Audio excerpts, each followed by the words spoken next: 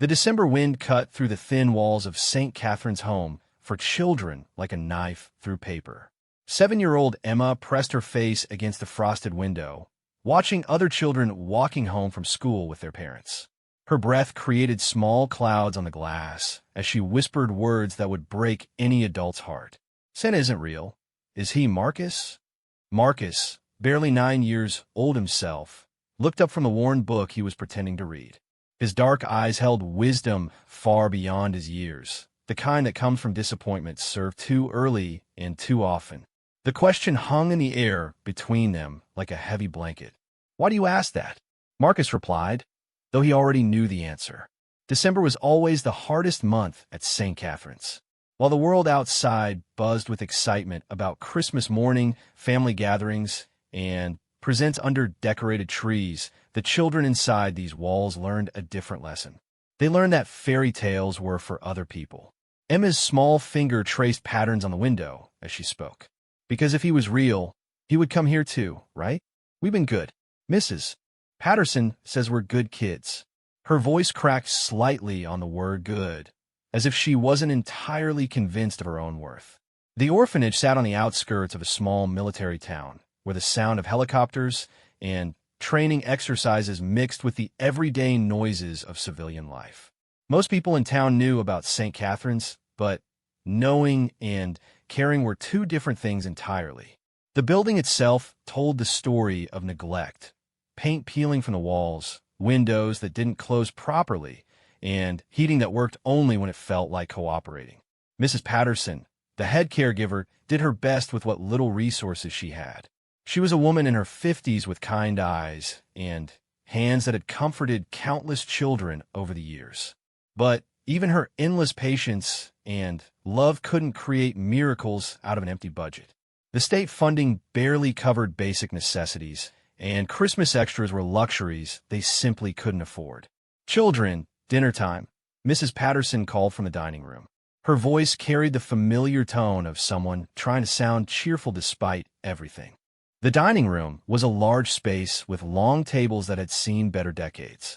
Tonight, like most nights, dinner consisted of simple fare, soup, bread, and whatever vegetables the local food bank had donated. As the children filed in, Emma took her usual seat next to Tommy, a 5-year-old who still sucked his thumb when he thought no one was looking. Across from them sat Sarah, a 12-year-old who had been at St. Catherine's longer than anyone could remember. She had the look of someone who had stopped believing in happy endings, but hadn't quite given up hope entirely. "What's for Christmas this year, Mrs. Patterson?" asked David, an 8-year-old with freckles and an infectious smile that hadn't been dimmed by circumstances.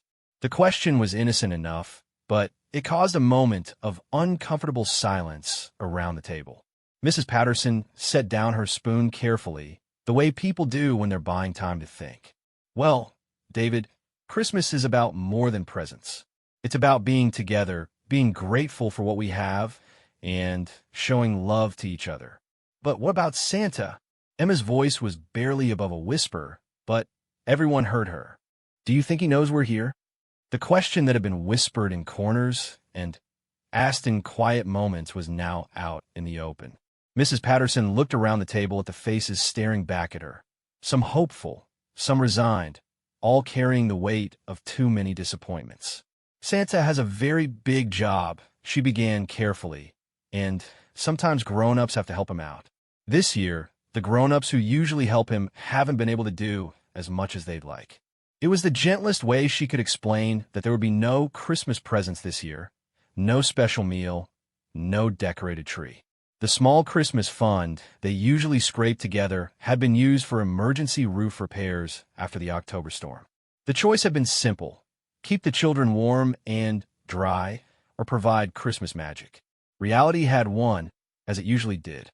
Sarah, wise beyond her years, understood immediately. "It's okay, Mrs. Patterson. We know you do everything you can for us." Her maturity was heartbreaking in someone so young. But Emma wasn't ready to accept this explanation.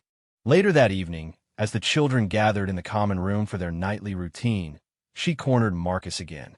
The common room was where they spent most of their free time, a space with mismatched furniture, a television that worked sporadically, and shelves lined with books donated by various charity drives over the years.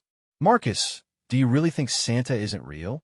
Emma asked, settling next to him on the threadbare couch.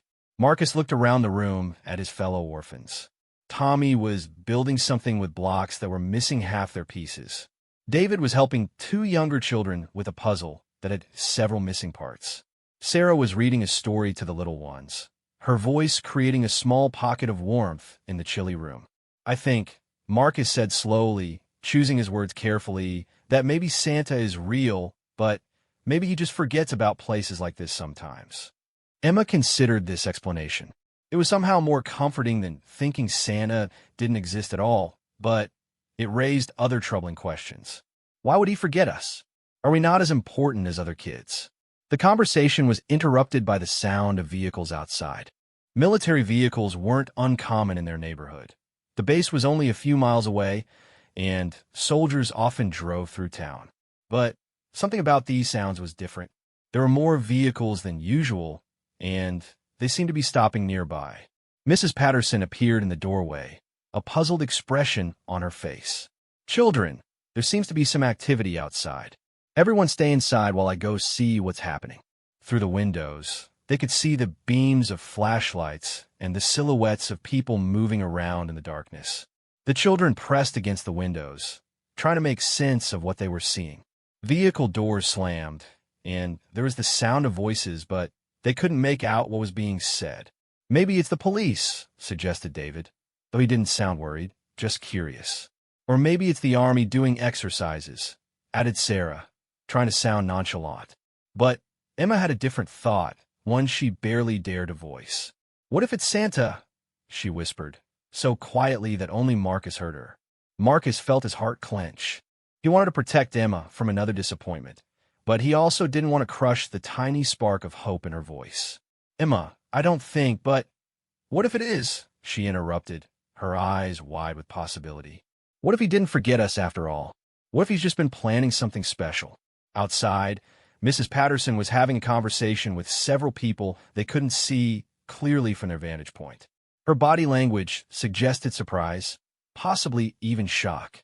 She kept looking back at the building, then at whoever she was talking to, as if she couldn't quite believe what she was hearing. The children watched in fascination as more figures moved in the darkness. There were definitely multiple people out there, and they seemed to be carrying things. Large things, heavy things, the kind of things that required more than one person to move. "They're bringing stuff," observed Tommy, his nose pressed against the glass. "What kind of stuff?" asked Emma, her voice full of anticipation. "I can't tell," Tommy replied, frustration clear in his voice. "It's too dark." Mrs. Patterson had been outside for nearly 20 minutes now, and the children were getting restless. Some of the younger ones were starting to worry that something bad was happening. But Emma remained convinced that something wonderful was about to unfold. "I'm going to stay awake tonight," she announced to the room. "I want to see what happens next." "You'll get in trouble," warned Sarah, but her tone suggested she was considering the same thing. "Mrs. Patterson said we have to stay inside," added David, though he sounded less certain than usual. Marcus looked at Emma's determined face and made a decision. "If you're staying awake, I'll stay awake with you. But we have to be quiet, and we can't leave the room."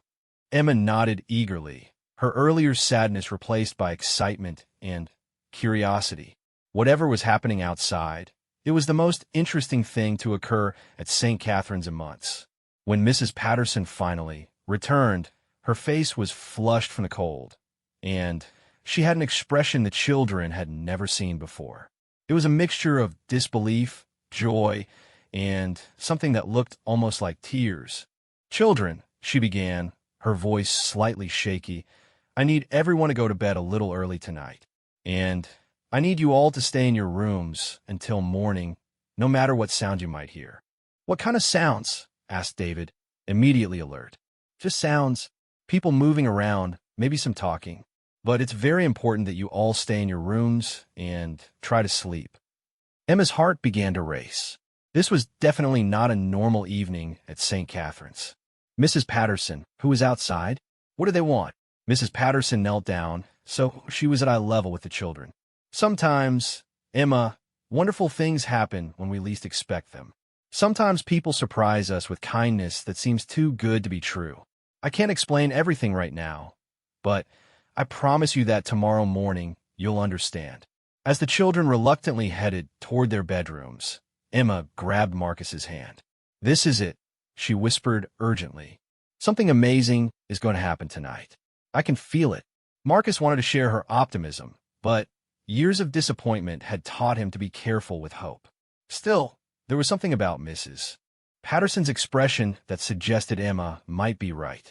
For the first time in a long time, the night ahead held possibility instead of just the promise of another ordinary tomorrow.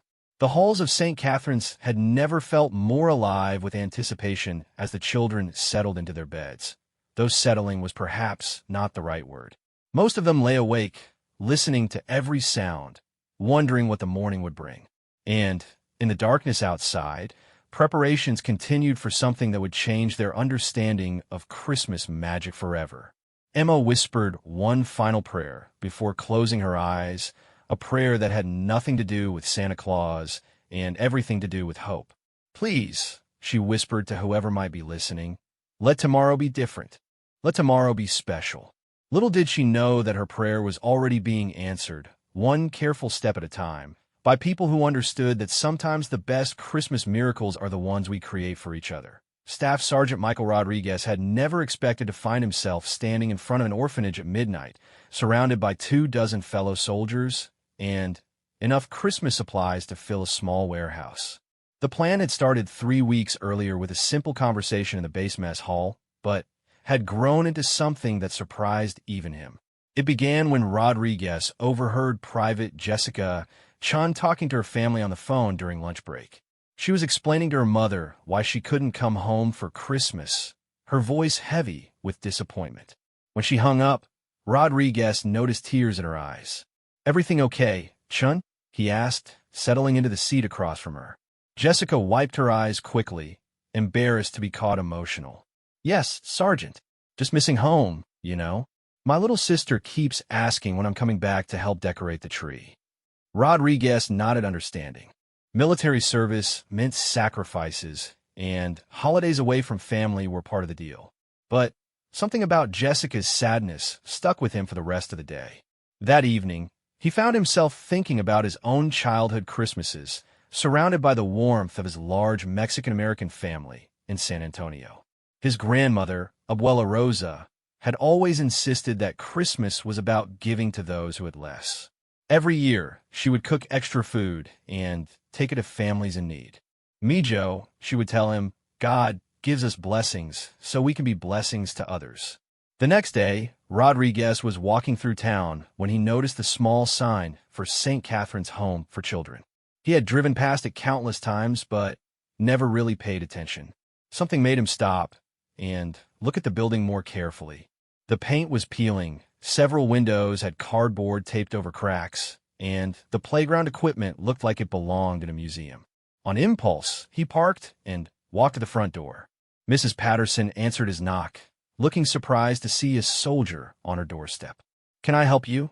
she asked, her tone cautious but not unwelcoming. "I'm Staff Sergeant Rodriguez from the base," he explained suddenly, feeling foolish. "I was just wondering, how many children live here?" Mrs. Patterson's expression softened. "We have 18 children currently, ages 4 to 12. Is there something specific you needed?"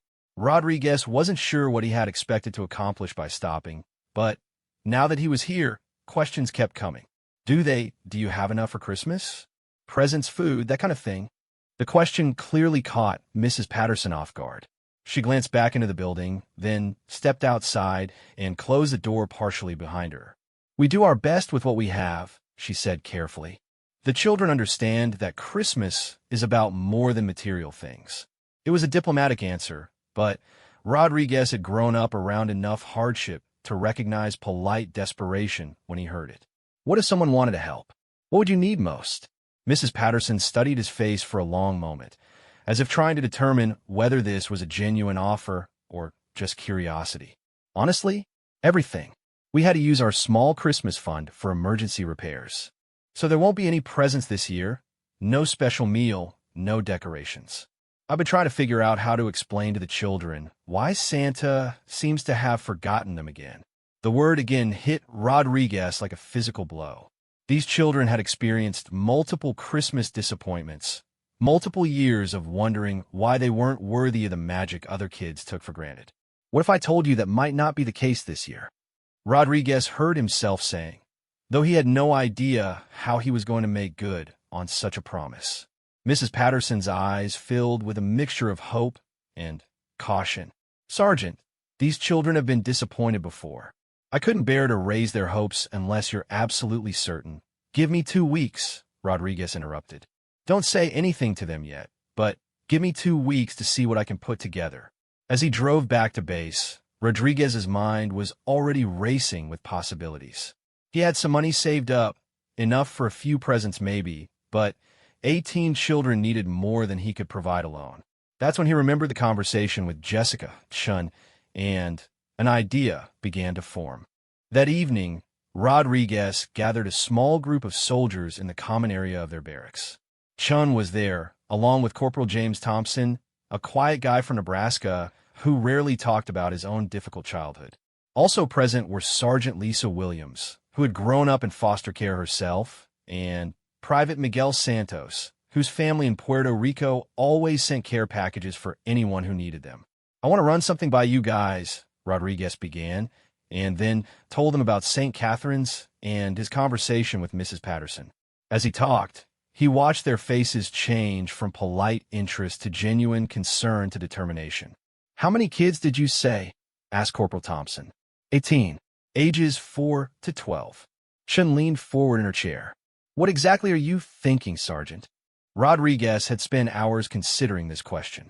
I'm thinking we adopt them for Christmas. Not literally, but we become their Christmas miracle. Every kid gets presents appropriate for their age. We provide a real Christmas dinner. We decorate that place until it looks like Santa's workshop exploded inside it. Sergeant Williams whistled low. That's going to take more than the 5 of us. I know, but I think if we present it right, we can get more people involved. There are over 200 soldiers on this base, many of whom are going to be stuck here for Christmas anyway. What if we gave them a chance to be part of something meaningful? The idea caught fire faster than Rodriguez had dared to hope. Within a week, nearly 50 soldiers had volunteered to participate. Some contributed money, others offered to help with shopping or setup. Staff Sergeant Maria Gonzalez, who had connections in town through her husband's family, managed to get local businesses involved. The base chaplain, Colonel Anderson, was immediately on board. This is exactly what Christmas should be about, he declared, and offered to help coordinate efforts and provide transportation. Private Santos reached out to his family in Puerto Rico, who shipped an enormous box of homemade toys and crafts. Chen's mother, upon hearing about the project during their weekly phone call, organized her entire church group to send presents and Christmas decorations. The project grew beyond anything Rodriguez had imagined. The base mess hall staff volunteered to prepare a full Christmas feast. The motor pool sergeant offered vehicles for transportation. Even some of the officers got involved, with Captain Morrison discreetly ensuring that supplies and manpower would be available. But the real magic happened when the soldiers started shopping. Rodriguez had never seen grown men and women get so excited about toy stores and Christmas decorations. Thompson spent an entire weekend researching the best educational toys for different age groups. Williams became an expert on children's clothing sizes and consulted with every parent on base to make sure they were buying the right things. I want to get something special for that 7-year-old girl, Chun told Rodriguez one evening. They were in the base exchange, surrounded by bags of purchases. Mrs. Patterson mentioned that Emma is the one who asked about Santa. I want her to believe in magic again. Rodriguez understood. This wasn't just about giving presents anymore. It had become about restoring faith, creating hope, proving to these children that they mattered to someone, even if they didn't know who. 2 days before Christmas, Rodriguez met with Mrs. Patterson again to finalize the plan. They sat in her small office, surrounded by files and the everyday business of running an underfunded children's home. I still can't quite believe this is happening, Mrs. Patterson admitted.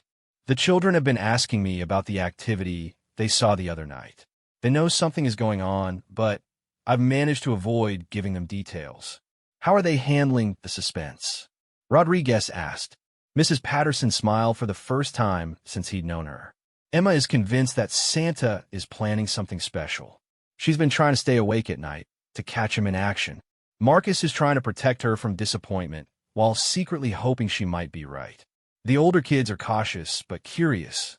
Rodriguez felt the weight of responsibility settle on his shoulders. These children had been let down before. If something went wrong with their plan, it wouldn't just be a failed Christmas surprise. It would be another confirmation that they weren't worth special treatment. Mrs. Patterson, I need you to know something. This isn't just a nice gesture from a few soldiers. This has become the most important mission this base has undertaken all year. We have people who have never met these kids working overtime to make this perfect. We have families from 3 different states shipping presents. We have local businesses donating services for free. Mrs. Patterson's eyes filled with tears. But why? Why would strangers go to such lengths for children they've never met? Rodriguez thought about his grandmother's words, about Jessica Chin's homesickness, about Thompson's quiet determination, and Williams's protective instincts. Because these kids aren't strangers to us anymore. Because every child deserves to believe in magic at least once. Because sometimes adults get to be the miracle instead of waiting for one to happen. The final preparations took place on Christmas Eve day. Rodriguez had arranged for Mrs. Patterson to take the children on an extended outing to the town library and then to the park despite the cold weather. Keep them busy until 5 o'clock, he instructed. Then bring them straight home. As soon as the van pulled away from St. Catherine's, the transformation began. 50 soldiers descended on the building like the most organized invasion force in history. The planning had been meticulous. Team leaders had assignments for every room. Decorating crews had practiced their setups. The food service team had rehearsed their timing. Rodriguez stood in the common room, directing traffic as his fellow soldiers carried in box after box of Christmas magic. Thompson was assembling what appeared to be enough toys to stock a small store. Chun was directing the decoration of the largest Christmas tree any of them had ever seen, which had been donated by a local tree farm and somehow fit through the front door only after removing the hinges. "Sergeant, where do you want the bicycles?" called Private Martinez, who was wheeling the first of 6 brand-new bikes, each carefully chosen to fit specific children. "Living room, lined up under the windows," Rodriguez replied, checking his master list. Every child had a minimum of 5 presents. Most had more. There were educational gifts, fun gifts, clothes, books, and special items that volunteers had chosen specifically after learning about each child's interests and personality from Mrs. Patterson. Sergeant Williams emerged from the kitchen, grinning widely. "The dinner setup is incredible. We have turkey, ham, all the traditional sides, plus a dessert table that looks like it belongs in a magazine. The kids are going to think they've been transported to a different planet." As the afternoon wore on, the orphanage was transformed beyond recognition. Every room had decorations. The hallways were lined with garland and lights.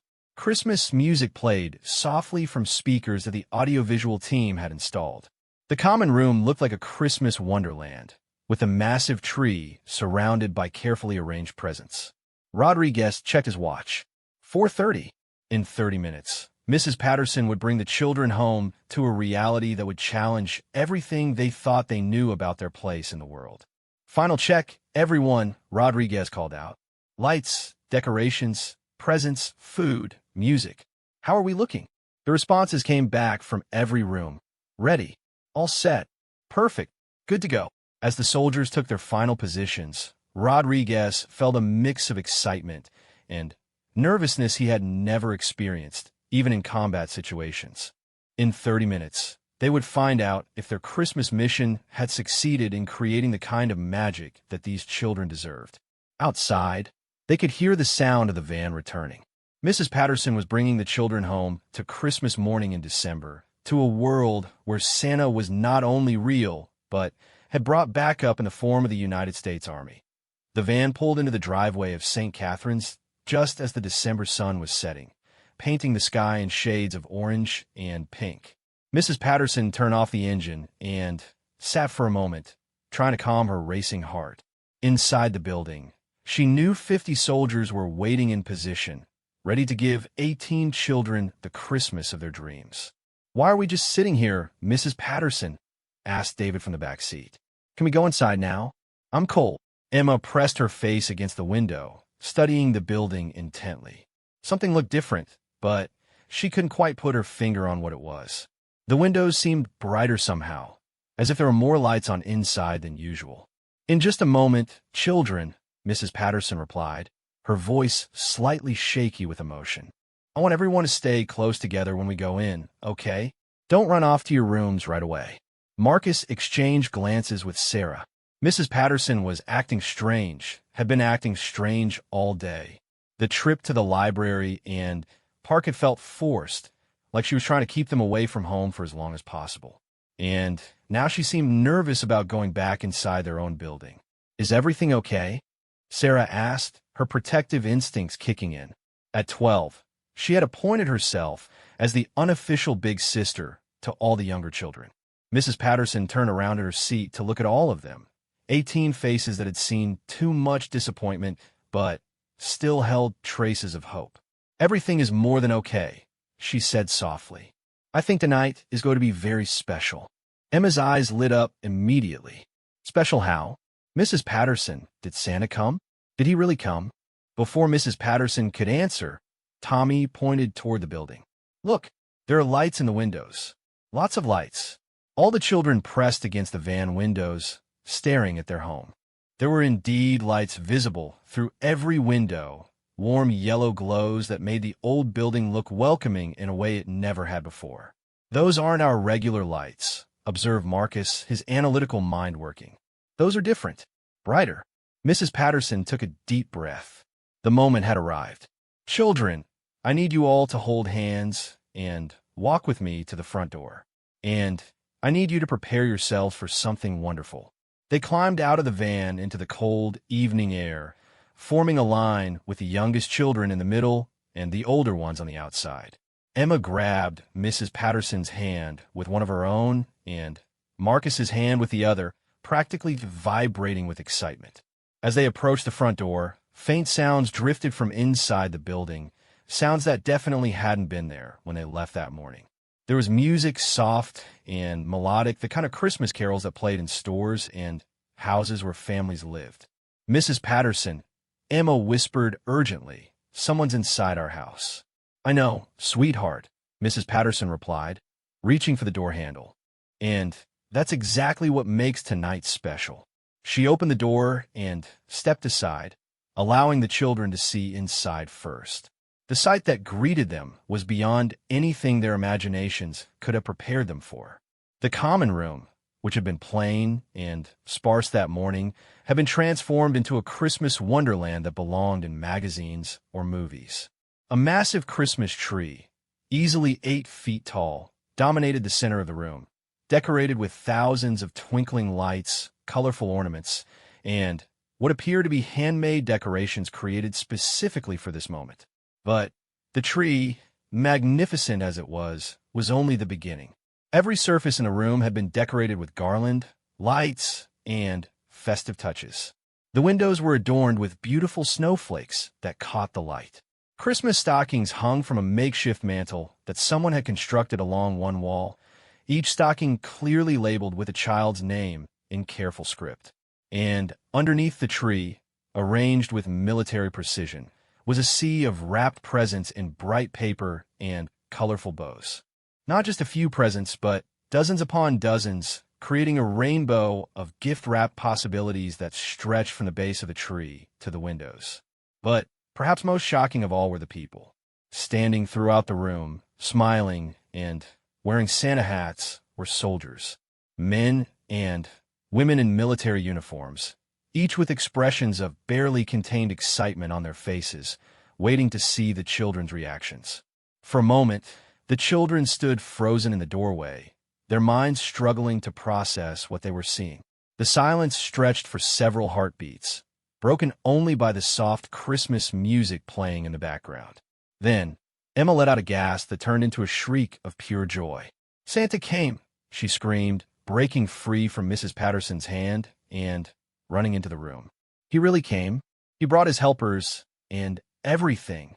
Her excitement broke the spell, and suddenly all 18 children were talking at once, their voices a mixture of amazement, disbelief, and overwhelming happiness. "Look at all the presents," shouted David, his eyes wide as dinner plates. "There's a stocking with my name on it," called out Tommy, pointing at the mantel with wonder. Sarah, usually the most composed of the older children, had tears streaming down her face. "This can't be real," she whispered. "Things like this don't happen to kids like us." Staff Sergeant Rodriguez stepped forward, his own emotions threatening to overwhelm him as he watched the children's faces. "They do tonight," he said gently. "Tonight, things like this happen because people wanted to make sure you knew how special you all are."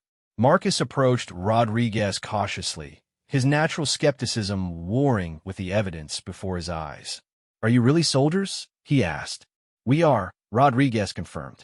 "We're stationed at the base just outside town. We heard that some very good kids might not have Christmas this year, and we decided that wasn't acceptable." Emma, meanwhile, had discovered something that made her gasp again. Among the presents under the tree was a beautiful dollhouse, complete with tiny furniture and a family of dolls.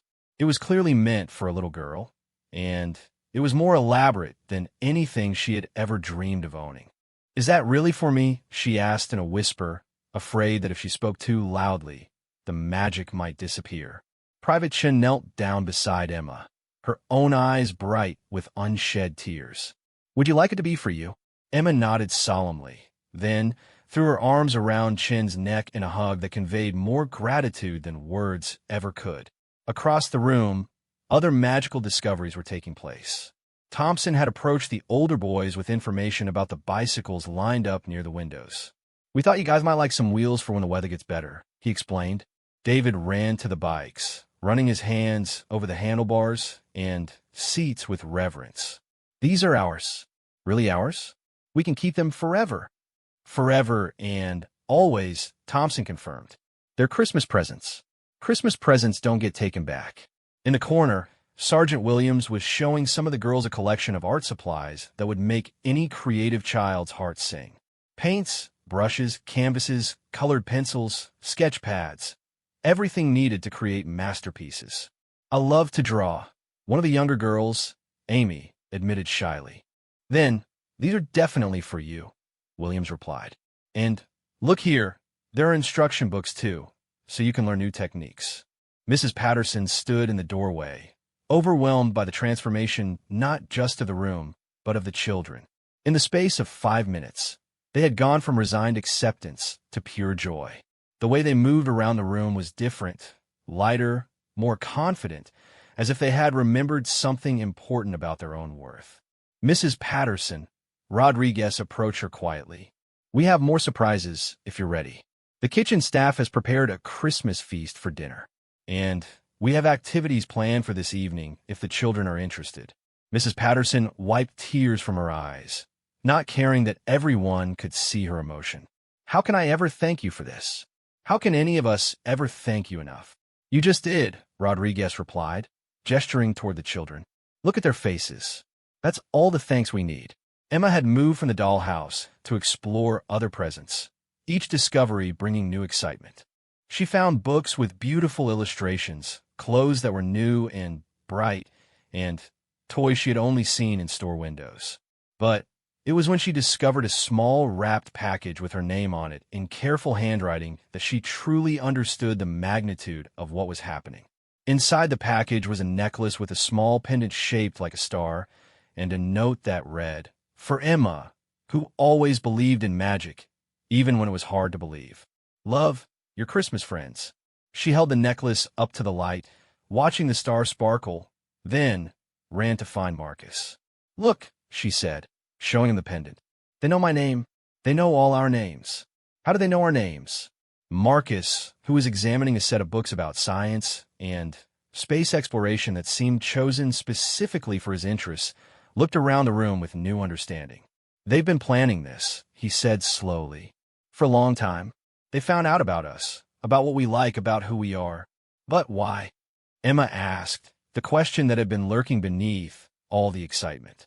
Rodriguez, who had overheard their conversation, knelt down to their level. Because every child deserves to know that they matter. Because you guys are important and special and worthy of good things happening to you. Emma studied his face seriously. Are you her Santa Claus? Rodriguez smiled. We're all your Santa Claus, Emma. Everyone in this room. And some people who aren't here too. Your Santa Claus is made up of lots of people who wanted to make sure you had the best Christmas ever. As the evening continued, the magic only deepened. The children were invited to explore every corner of their newly decorated home. Each room had been given special attention. Their bedrooms had been decorated with new bedding and personal touches. The dining room had been set up for a feast that would rival any family's Christmas dinner. And even the hallways had been transformed with garland and lights. But perhaps the most meaningful gift wasn't found under the tree at all. It was the gift of feeling valued, of understanding that they were worth someone's time and effort, of learning that sometimes the world could surprise them with kindness instead of disappointment. As they gathered around the dinner table later that evening, surrounded by soldiers who had given up their own Christmas evening to be there, Emma raised her hand like she was in school. I have something to say, she announced solemnly. The room fell quiet, everyone turning to listen to the 7-year-old girl who had started the day wondering if Santa was real. I want everyone to know, she said, her voice clear and confident, that Santa is definitely real. He's just different than I thought.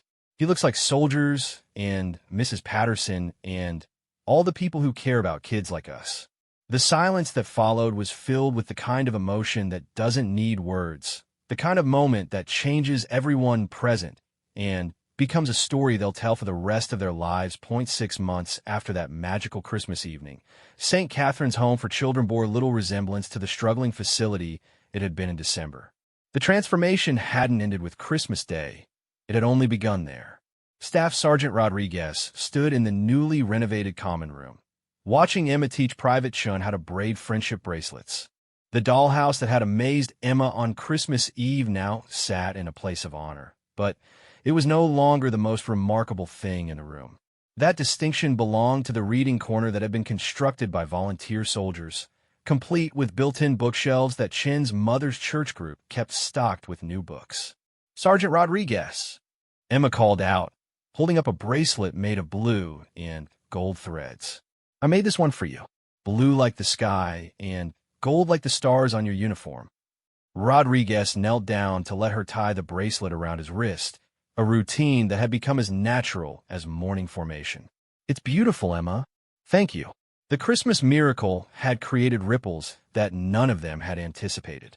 What started as a one-time holiday gesture had evolved into something much larger, an ongoing relationship between the base and the orphanage that had changed both communities forever.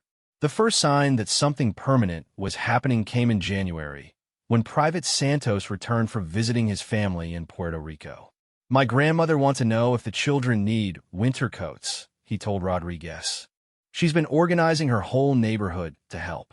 By February, it had become clear that the soldiers couldn't simply walk away from St. Catherine's. Too many connections had been formed, too many relationships established. The children asked about their Christmas friends constantly, and many of the soldiers found themselves thinking about the kids during routine duties. Captain Morrison, who had initially supported the Christmas project as a good morale builder, began to see bigger possibilities. What if we made this official? He suggested during a meeting with Rodriguez and the other volunteers. Not just occasional visits, but a real partnership. The partnership that emerged was unprecedented in the military community. The base formally adopted St. Catherine's as part of their community service mission. Soldiers volunteer to help with everything from tutoring to maintenance to organized activities. The motor pool kept the building's heating system running properly. The communications team installed internet access so the children could video chat with relatives and do schoolwork online. Marcus, now 10 years old and more confident than ever, had become fascinated with engineering after watching the soldiers repair various systems in the building. Sergeant Thompson, whose background was in mechanical systems, began teaching him basic principles of how things work. "Someday, I want to build things that help people," Marcus told Rodriguez one afternoon as they worked together on a science project. "Like bridges or hospitals, or maybe even orphanages that are better than this one." Rodriguez felt a familiar swell of pride. The boy who had once protected Emma from disappointment was now dreaming of a future where he could prevent other children from facing the same struggles. The changes weren't limited to the children. Mrs. Patterson, who had carried the weight of the orphanage's problems alone for so long, now had a support system that allowed her to focus on what she did best, caring for children, while others handled the logistics and funding challenges. "I never imagined anything like this could happen," she confided to Rodriguez during one of their regular planning meetings. "Some days I wake up and have to remind myself that it's not a dream." The orphanage's transformation had also caught the attention of the broader community. Local businesses that had barely acknowledged St. Catherine's existence began offering support. The town's newspaper ran a feature story about the military partnership that led to donations from readers. A local construction company volunteered to renovate the playground, creating a space that was both safe and imaginative. Sarah, now 13 and preparing for high school, had blossomed into a natural leader among the children. She worked with Sergeant Williams to organize weekly art workshops, and her own artwork had improved dramatically with access to proper supplies and instruction. "I want to be an art teacher when I grow up," she told Williams one day, as they cleaned paintbrushes after a session. "I want to work with kids who need encouragement, like you all worked with us." The ripple effects extended beyond St. Catherine's walls. Other military bases had heard about the program and started similar partnerships with local children's organizations. Rodriguez received calls from soldiers across the country asking for advice on how to replicate their success. But perhaps the most significant change was in Emma herself. The 7-year-old who had once whispered that Santa wasn't real had become the orphanage's unofficial ambassador of hope. She greeted every new volunteer with enthusiasm and made sure they felt welcome. One spring afternoon, Rodriguez arrived for his weekly visit to find Emma waiting for him with unusual seriousness. "Sergeant Rodriguez," she said formally, "I need to tell you something important." "What's that, Emma?" "I figured out the secret about Christmas magic," she announced. "Do you want to know what it is?" Rodriguez sat down on one of the comfortable chairs that had replaced the old, worn furniture.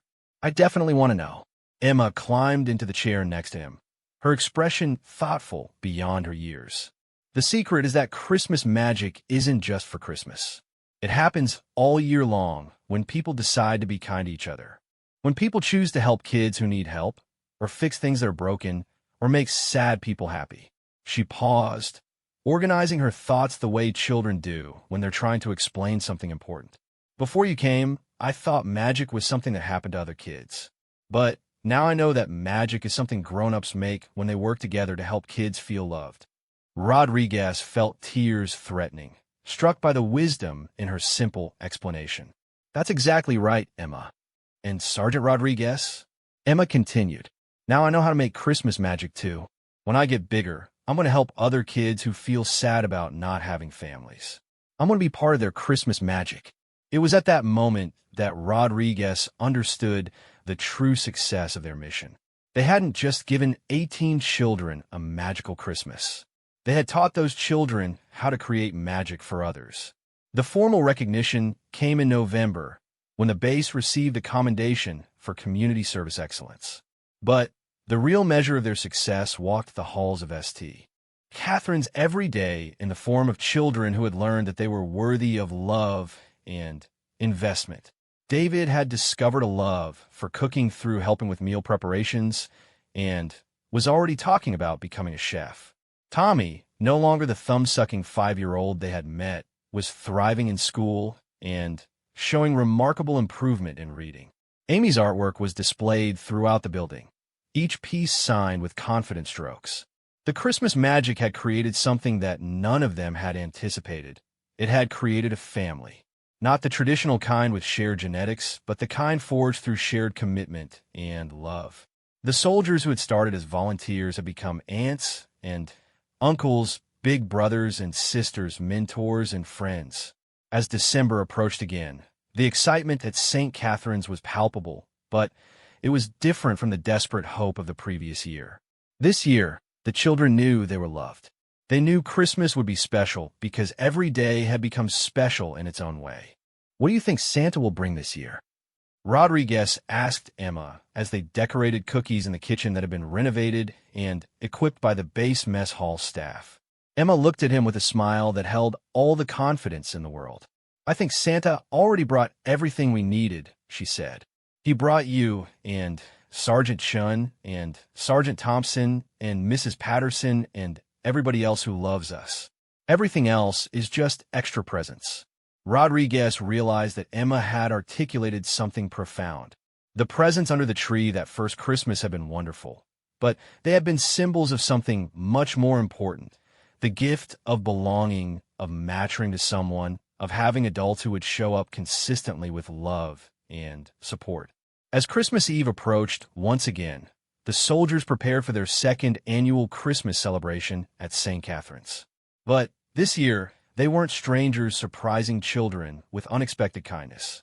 They were family members gathering to celebrate the holiday together. The evening was every bit as magical as the year before, but the magic felt different. It was quieter, more confident, built on a foundation of sustained relationship rather than surprise. The children performed a play they had written about the Christmas when soldiers became Santa Claus. Parents from other families in town attended, having been invited by children who no longer saw themselves as fundamentally different from kids with traditional families. During the performance, Emma stepped forward to deliver the final lines of the play. "Some people think Christmas magic only happens once a year," she said, her voice clear and strong. "But we learned that Christmas magic happens every day when people choose to love kids who need love. Every day when grown-ups decide to help instead of walking away.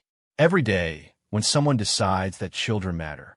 She paused and looked directly at Rodriguez and his fellow soldiers. "Our Christmas miracle didn't end on Christmas Day.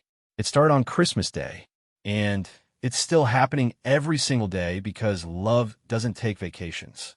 The applause that followed was warm and sustained, but Rodriguez barely heard it. He was thinking about his grandmother's words from so long ago. "God gives us blessings so we can be blessings to others." That night, as the soldiers cleaned up after the celebration and prepared to return to base, Rodriguez took one last walk through the building. In every room, he saw evidence of transformation, not just physical renovation, but emotional renewal. These walls that had once contained children who wondered if they mattered to anyone now housed young people who knew beyond doubt that they were loved, valued, and invested in. Emma appeared beside him in the hallway, wearing pajamas decorated with stars and carrying the necklace he had given her the previous Christmas. "Sergeant Rodriguez," she said sleepily, "thank you for teaching us that we're worth Christmas magic." "Emma," he replied, kneeling down at her level one more time, "thank you for teaching us what Christmas magic really means." As Rodriguez drove away from St. Catherine's that night, he reflected on how much his own life had changed since that first conversation with Jessica Chun in the mess hall. He had arrived at the orphanage thinking he was giving something to children who needed help. What he discovered was that the children had given him something far more valuable. They had taught him the true meaning of service, of family, of Christmas magic that lasts all year long. The story of St. Catherine's home and their military family had become legend in their small town, but it was much more than that. It was proof that Christmas magic isn't about believing in fairy tales. It's about adults deciding to become the miracle that children need, one act of kindness at a time, one relationship at a time, one day at a time. And in a small orphanage where 18 children had once whispered that Santa wasn't real, every single day now provided evidence that magic, real, sustainable, transformative magic, happens when people choose to love children who need love consistently and without reservation. The tears that had once fallen from disappointment now fell from joy, and the whispers were no longer of doubt, but of dreams coming true through the extraordinary power of ordinary people choosing to do extraordinary things for children who deserved nothing less than magic.